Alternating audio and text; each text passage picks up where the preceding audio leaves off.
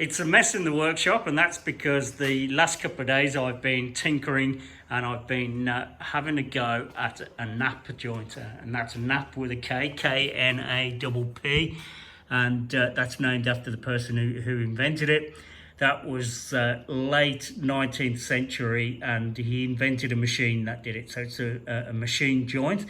I can't figure out how that machine worked, but anyway, I've been playing with it, and I've got a method that's sort of working. I say sort of, it's making a joint, but they're not perfect. This one over here was my first one, and if you go close, I don't know how well you can see that, it really isn't very good.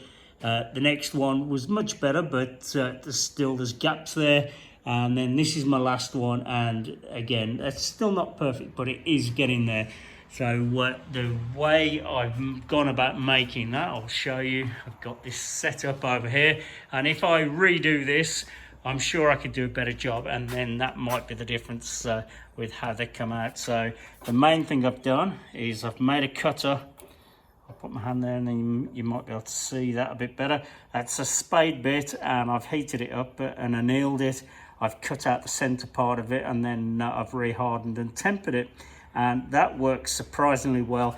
I had my doubts. It was my first idea, and I thought these prongs, I suppose, I thought they might bend. But they haven't, and I've cut quite a lot of them with testing it as well. Even though I showed you those 3 joints, there's been a lot more cut that I haven't used, but the cutter works really well. The only thing is my drill press has got a bit of play in it, and that's not helping. So what I did here, and this is quite good anyway for lining up the joint. So I'm clamping my piece. I'll just get a scrap here. So I'm clamping my piece like this up against this block and drilling into the end grain there. And yeah, this sleeve here just helps to keep that slightly aligned. But saying that, it doesn't quite fit in there snug enough either. So somehow I've got to stop this play in the drill press, and if I can do that, then I think I could maybe get them perfect. And that is to do the, let me show, oh here we go, I've got it on the end of here. It does that in there, if that makes any sense. And I'll put that one like so. So then I thought that was going to be the difficult thing, but it really isn't. The difficult bit is the side of the drawers. That's the light coloured wood here, and that's really difficult to do. So the only way I can think of doing that is make a template and follow it around with a router bit with a flush trim bit, and then drill the holes out. And then for the points there, then they've just got to be finished by hand, because I just can't think of a better way. But that's not the problem.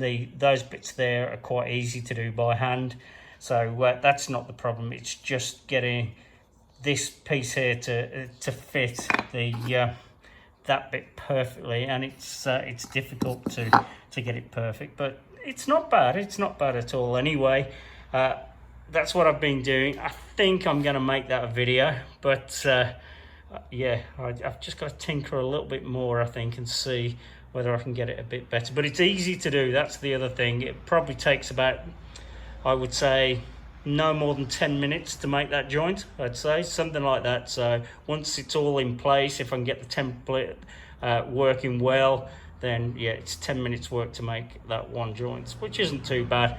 I haven't forgot about the racking on the other side. I was supposed to get that finished. I can't show you now because as you can see, it's dark, and there's really the lighting in there, you wouldn't see a thing. But I did start it last weekend, but I didn't get it finished. And I think I told you that with the cat's daycare on in the week, I can't work in there, not unless I've got the door down, and I wouldn't be able to film in there. So that's why instead I came in here and had a tinker with something else. But I did get started. I didn't get very far, but tomorrow I'm back onto that, and I've got to get that done this weekend.